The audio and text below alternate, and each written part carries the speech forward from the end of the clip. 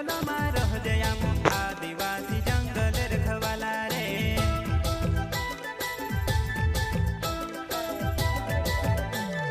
चल जंगल जमीन काज पूजे रे आदिवासी दुनिया ने रखवाला रे